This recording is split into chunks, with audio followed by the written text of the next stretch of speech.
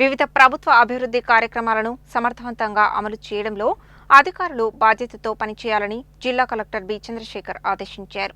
ఈ మేరకు అధికారులతో వీడియో కాన్ఫరెన్స్ నిర్వహించారు. కలెక్టరేట్ వీడియో కాన్ఫరెన్స్ హాల్ నుండి ఆర్డీఓలు, తహసీల్దార్లు, మున్సిపల్ కమిషనర్లు, ఎంపీడీఓలతో వీడియో కాన్ఫరెన్స్ నిర్వహించారు. ఏప్రిల్ 26 నుండి మే 10 వరకు ఎన్యూమరేషన్ ప్రక్రియను తప్పులు లేకుండా నిర్వహించాలని సూచించారు.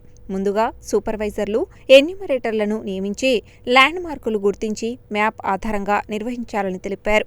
మున్సిపల్ ప్రాంతాల్లో ప్రత్యేక జాగ్రత్తలు తీసుకుని వార్డుల వారీగా సెన్సస్ ఖచ్చితంగా నిర్వహించాలని, స్లమ్ ప్రాంతాలను వేరుచేసి మ్యాపింగ్ చేయాలని సూచించారు. ఏవైనా సందేహాలు ఉంటే సిపిఓను సంప్రదించాలని ఆదేశించారు. ధాన్యం సేకరణ కేంద్రాలకు సంబంధించి ఇప్పటి వరకు 166 కేంద్రాలు ప్రారంభించామని, తక్కిన కేంద్రాలను వెంటనే ప్రారంభించాలని సూచించారు. గన్ని బ్యాగులు, తాగునీరు, నీడ వంటి మౌలిక సదుపాయాలు కల్పిస్తూ రైతులకు ఇబ్బందులు లేకుండా చూడాలని తెలిపారు. కొనుగోలు చేసిన ధాన్యాన్ని ఆలస్యం లేకుండా వెంటనే మిల్లులకు పంపించాలని, వర్షం పడినా ధాన్యం తడవకుండా తగిన ఏర్పాట్లు చేయాలని ఆదేశించారు. ప్రస్తుతం ఉష్ణోగ్రతలు 40 డిగ్రీలకు చేరుతున్న నేపథ్యంలో రైతుల ఆరోగ్యాన్ని దృష్టిలో ఉంచుకొని ప్రత్యేక చర్యలు తీసుకోవాలని, పర్యవేక్షణ పెంచాలని చెప్పారు. ఇప్పటి వరకు 1,40,000 మెట్రిక్ టన్నుల ధాన్యాన్ని కొనుగోలు చేసినట్లు వెల్లడించారు. సాదా బైనామాపై వచ్చిన దరఖాస్తులను తొందరగా పరిష్కరించాలన్నారు. జిల్లాలో ఇప్పటి వరకు 28,300 దరఖాస్తులు రావడం జరిగిందని తెలిపారు.